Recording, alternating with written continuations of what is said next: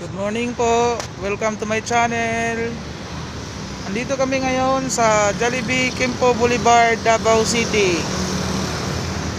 Nagdi-deliver po kami ng mga ginagamit nila sa kitchen. Ano po? Dito po. Sa harap ng ng yard ng Land Car Incorporated, yung tinatawag na LCI. Ito po yung bus na bumabiyahe pa Davao del Norte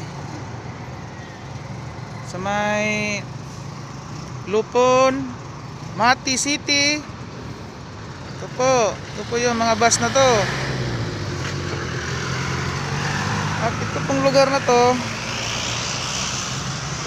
kadalasan po pag umaga, ito po yung lugar na pinakamatraffic na lugar dito po sa Davao City. Ito po yun, ito pong lugar na yun. Kung wala na pong COVID, siguro ngayon 6:10 pinaka-traffic na dito, pinakamaraming sasakyan. Pero ngayon pinakamaluwag. Pinakamaluwag siya. Wala masyadong sasakyan, kakunti lang. Yung masasakyan na makikita mo, mga namamasada. Ito nga mga bus sa harapan natin, napakaraming bus.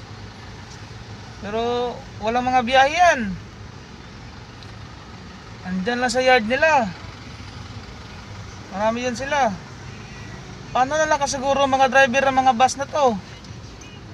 Ano kayong mga kinikita nila? Mayroon kaya silang mga hanap buhay ngayon? Kami nga sa isang week makabiyahe na kami ng 3-4, ganyan lang. Sahod namin parang pangbigas lang. Wala na kaming yung tinatawag na ipon. Wala kaming ipon. Iba kasi yung ipon dito sa kunti lang mga bus na yan, ang sasakyan. Ayun mga bagong bus, Metro Shuttle, Davao Metro Shuttle, yan, Malintors, yan. Kunti lang mga bus na bumabiyahe ngayon. Wala kang makikita mga tao dito banda. Kasi nagstay at home ang mga tao dito. Kahit wala nang kinakain, nasa bahay pa rin. Kasi yun ang gusto ng dito, local government. Dapat andito lang sa bahay.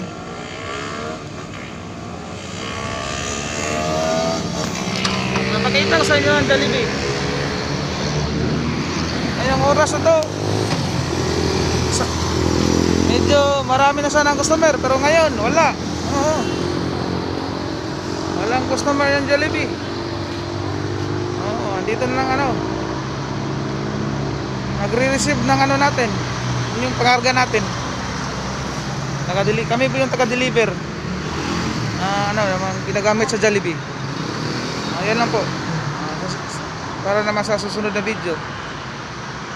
At huwag nyo kalimutan mag-subscribe, like, at i-push yung notification button para pag in-upload na kong bagong video, tanggap nyo.